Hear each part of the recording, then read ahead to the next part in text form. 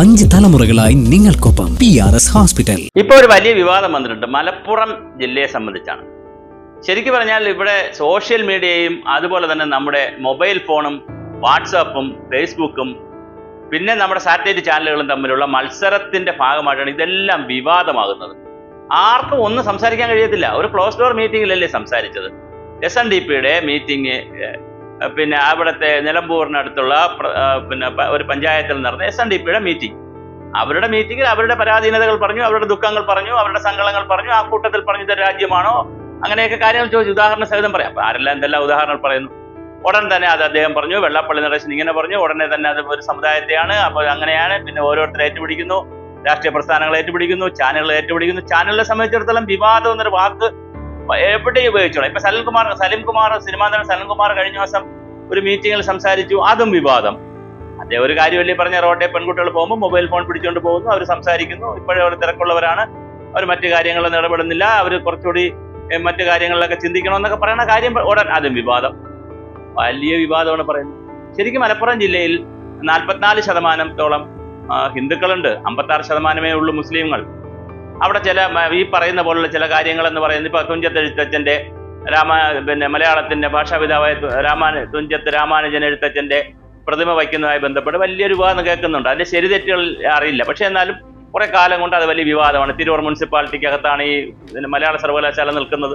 അപ്പൊ അവിടെ ഇത് പ്രതിമ വയ്ക്കാൻ സർവകലാശാല ഈ പ്രതിമ വയ്ക്കാനായിട്ട് തിരൂർ മുനിസിപ്പാലിറ്റി സമ്മതിക്കുന്നില്ല എന്ന് പറയുന്നു. മലയാള മനോരമ അങ്ങനെ ഒരു ശ്രമം നടത്തി. അപ്പൊ MD വാസുദേവൻ നായർ അന്ന് അത് വേണ്ടാന്ന് പറഞ്ഞു എന്ന് പറയുന്നു. MD വാസു പ്രതിമ ഉണ്ടാക്കി, ഒരു ശില്പി പ്രതിമ ഉണ്ടാക്കിയതിന് ശേഷം പിന്നെ അത് കൊണ്ടുവരുമ്പോൾ പിന്നെ അപ്പൊ എന്തോ തടസ്സം പറഞ്ഞു എന്ന്, അത് ശില്പം നല്ലതല്ല എന്ന് MD പറഞ്ഞതായിട്ടും, അങ്ങനല്ല ഇത് പിന്നെ മുസ്ലിങ്ങൾക്ക് ശില്പമല്ല ഹറാമാണ് അങ്ങനെ പറയുന്നത്. അങ്ങനെയാണെങ്കിൽ അവിടെ ഒരുപാട് അമ്പലങ്ങളുണ്ടല്ലോ, ധാരാളം അമ്പലങ്ങൾ മലപ്പുറം ജില്ലയിലുണ്ടല്ലോ. അപ്പൊ പിന്നെ അമ്പലത്തിലെല്ലാം വിഗ്രഹങ്ങളുണ്ടല്ലോ. അപ്പൊ അതുകൊണ്ട് എന്താണ് അവിടെ സംഭവിക്കുന്നത്? ശരിക്കും പറഞ്ഞാൽ ഇതൊക്കെ ജാതിപരമായും മതപരമായിട്ടും എടുത്ത് തർക്കിച്ച് വഴക്കുണ്ടാക്കേണ്ട കാര്യമില്ല. അവിടെ ഹിന്ദുക്കളായിട്ടുള്ള ആളുകൾക്ക് കോളേജും സ്കൂളും ഒക്കെ കുറവാണെങ്കിൽ NSSന് ഏതോ ഒരു കോളേജ് മാത്രമേ ഉള്ളൂ. അപ്പൊ അവിടെ കുറവാണെങ്കിൽ അവർക്ക് കൂടി അനുവദിക്കുക. അപ്പൊ ഹിന്ദുക്കളും അവിടെ നന്നായി വളർന്നു വരട്ടെ, അവരുടെ ആളുകളും കുട്ടികളും പഠിക്കട്ടെ, മുസ്ലിമുള്ള കുട്ടികളും പഠിക്കട്ടെ. ഞാൻ പലപ്പോഴും മലപ്പുറം ജില്ലയുടെ ഒരുപാട് ഭാഗങ്ങളിൽ പോയിട്ടുണ്ട്. എനിക്ക് പക്ഷെ ഫീൽ ചെയ്തിട്ടുള്ളത് മുസ്ലിം കുട്ടികളിലും ഒരുപാട് പിന്നോക്കാവസ്ഥയിലുള്ളവരുണ്ട്. അവിടെ കോളേജ് സ്കൂളും ഒക്കെ ഉണ്ട്, അതൊക്കെ ശരി തന്നെ.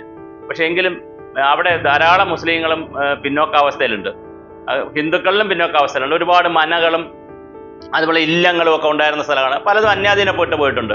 അവർക്ക് വസ്തുക്കളുണ്ട് എന്നുള്ള അല്ലാതെ ഒരു കൃഷി പോലും ചെയ്യാൻ അറിയാത്ത ആളുകൾ, ജീവിക്കാൻ വലിയ നിവർത്തികേടിൽ ജീവിക്കുന്ന ആളുകളുണ്ട്. ഞാൻ ഒരിക്കൽ നിലമ്പൂരിനടുത്തുള്ള ഒരു മഞ്ചേരിക്കടുത്തുള്ള ഒരു സ്ഥലത്ത്, പെരിന്തൽമണ്ണയ്ക്കടുത്തുള്ള ഒരു ഇല്ലത്തിൽ ഒരു സർവേയുമായി പോയി. ശരിക്കും പറഞ്ഞാൽ ആ ഇല്ലത്തിലെ നമ്പൂരിയും ഭാര്യയും മാത്രമാണ് അപ്പോൾ അവിടെ ഉള്ളത്. മക്കളൊക്കെ ദൂര സ്ഥലങ്ങളിലാണ്. അവർ പറഞ്ഞത് കേട്ടപ്പോൾ സങ്കടം തോന്നി.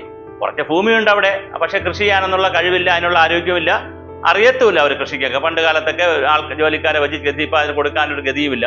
ആകപ്പാട് അവർ കഴിക്കുന്നത് എന്താണ്? ആ പറമ്പിലുള്ള വാഴയുടെ പെണ്ടിയും വാഴയുടെ കൂമ്പും പിന്നെ പഴുക്കാത്ത അല്ലെങ്കിൽ വിളയാത്ത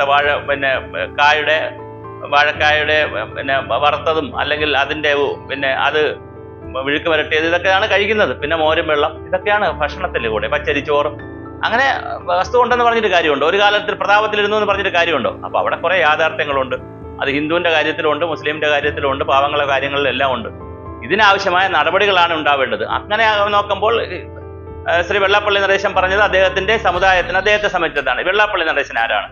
മറ്റാരും ഒരു കുറ്റം പറയാൻ പാടില്ല. അദ്ദേഹത്തിന്റെ പ്രധാന ദൗത്യം, പ്രധാന ജോലി ഇവിടെ സാമൂഹ്യ നവോത്ഥാനം ഉണ്ടാക്കലോ ഇവിടെ വേറെ ഒരു പണിയും അദ്ദേഹത്തിനില്ല. അദ്ദേഹത്തിന്റെ പണി ഈഴവരായിട്ടുള്ള ആളുകൾക്ക് ആവശ്യമായിട്ടുള്ള മുന്നേറ്റം ഉണ്ടാക്കി കൊടുക്കുക, അവരെ മുന്നോട്ടേക്ക് കൊണ്ടുവരിക, അവർക്ക് ജോലി വാങ്ങി കൊടുക്കുക, മറ്റേ രാഷ്ട്രീയമായി കണക്ക് പറഞ്ഞ് വാങ്ങുക, PSCയിൽ എവിടെ എന്ത് കണക്ക് വെച്ചാലും അതെല്ലാം കണക്ക് പറഞ്ഞ് വാങ്ങി ഈഴവ സമുദായത്തിലുള്ള ആളുകൾക്ക് നേടിക്കൊടുക്കുന്ന ഒരു സമുദായ നേതാവാണ് അദ്ദേഹം. അല്ലെ രാഷ്ട്രീയ നേതാവാണോ, സാമൂഹിക പരിഷ്കർത്താവാണോ? അപ്പൊ സ്വാഭാവികമായിട്ട് സമുദായ നേതാവ് സമുദായത്തിന്റെ മീറ്റിംഗിൽ പരാതികളും പരിഭവങ്ങളും ആയിരിക്കും കെട്ടഴിക്കുന്നത്. അല്ലെ ഇവിടെ എല്ലാം സ്വർഗമാണെന്ന് പുള്ളിക്ക് പറയാൻ പറ്റും. ചുങ്കത്തറയിൽ ചെന്നിട്ട് ഇവിടെ എല്ലാം കറക്റ്റ് ആണെന്ന് പറയാൻ പറ്റും. പുള്ളി പരാതികളെ പറയുള്ളൂ, പ്രശ്നങ്ങളെ പറയുള്ളൂ. ഒരു അൺഎയ്ഡഡ് കോളേജ് പോലും എനിക്ക് തന്നില്ലല്ലോ, സമുദായത്തിന് തന്നില്ലോ എന്നൊക്കെയാണ് പുള്ളിയുടെ പരാതി.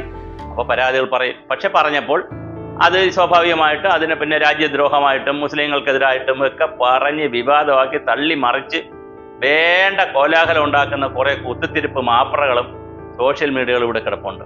ഒരു കാര്യമില്ല, അത് ഇഗ്നോർ ചെയ്താൽ പോരെ.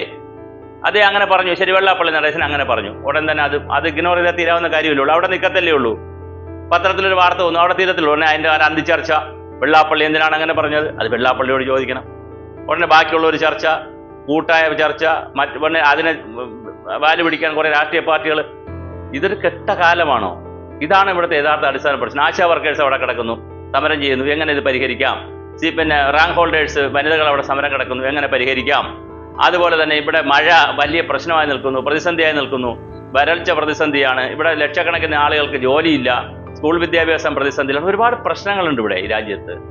ചെറുപ്പക്കാരുടെ പ്രശ്നങ്ങളുണ്ട്, സ്ത്രീകളുടെ പ്രശ്നങ്ങളുണ്ട്. അതിൻ്റെ ഇടയിലാണ് അമ്പലത്തിൽ ഗണഗീതം പാടണോ അല്ലെങ്കിൽ വിപ്ലവഗാനം പാടണോ, മറ്റേ പുഷ്പന് സുഖമാണോ എന്നുള്ളത് പാടണോ എന്നുള്ള ഒരു തർക്കം.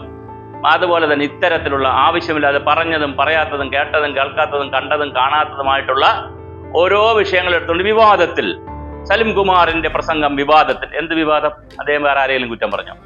വെള്ളാപ്പള്ളിയുടെ പ്രസംഗം വിവാദത്തിൽ. ഒരു വാക്ക് അടിച്ചങ്ങിടും, ഒരാളടിക്കും, ബാക്കിയുള്ളവർ ഉടനെ തന്നെ കയറി അതിനകത്തേക്ക് കയറി അങ്ങ് മാറിയും. എന്തൊരു നാടാണിത് ശരിക്കും. മലപ്പുറം വിഷയമൊക്കെ മറ്റൊരു രൂപത്തിൽ, അതൊരു പല കാരണങ്ങളാൽ പിന്നോക്കം നിൽക്കുന്ന ജില്ലയാണ്. അവിടെ നാനാജാതി മതസ്ഥർ താമസിക്കുന്നുണ്ട്. വലിയ കലാപവും വർഗീയ കലാപവും മറ്റു കാര്യങ്ങളൊന്നും ഉള്ളവരല്ല. മുസ്ലിങ്ങൾ, അവിടെ പോകുന്ന ഹിന്ദുക്കളും മുസ്ലിങ്ങളൊക്കെ ഒരു സമവായത്തിലാണ് കഴിയുന്നത്. വളരെ സൗഹൃദമുള്ളൊരു നാടാണ്. പക്ഷേ ഈ പറഞ്ഞ പോലെ പിന്നാക്കാവസ്ഥയുണ്ടെങ്കിൽ, അത് മുസ്ലിമിനുണ്ടെങ്കിൽ ആ പിന്നോക്കാവസ്ഥയെ മാറ്റാൻ നടപടി ഉണ്ടാവണം.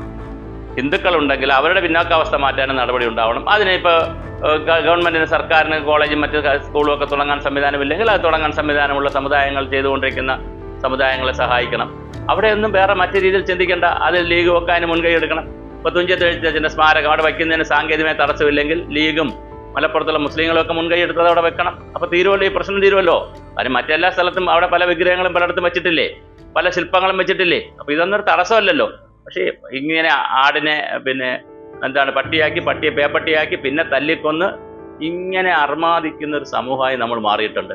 ഒരു കാരണവശാലും ഈ വിവാദങ്ങൾ ഉണ്ടാവേണ്ട കാര്യമില്ല. മലപ്പുറത്തിൻ്റെ പേരിലൊന്നും ഒരു വിവാദം ഉണ്ടാവേണ്ട കാര്യമില്ല.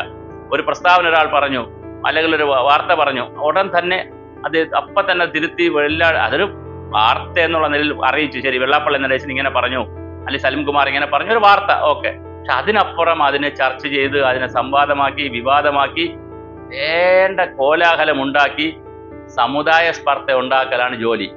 ഇന്ത്യയിൽ ഏറ്റവും നല്ല സാക്ഷരതയുള്ളവരാണ് നമ്മൾ അഭിമാനിച്ചിരുന്നു. പുരോഗമന പ്രസ്ഥാനങ്ങൾ എല്ലാം ഉണ്ടായിരുന്ന ഒരു മതേതര നാട്, ഭരണഘടനയെ ബഹുമാനിക്കുന്ന പ്രദേശം എന്നൊക്കെ അഭിമാനിച്ചിരുന്ന ഒരു നാട്ടിലാണ് നേരം വെളുത്ത ഇരുട്ടുന്നത് വരെ ഈ മതസ്പർദ്ധയും ജാതിസ്പർദ്ധയും ഈ പറയുന്ന കോലാഹലങ്ങളും ചാനലുകളിലും സോഷ്യൽ മീഡിയയിലും പത്രങ്ങളിലും കാണുന്നത്. വളരെ സങ്കടകരമാണ് ഇത്തരത്തെ കാര്യങ്ങൾ.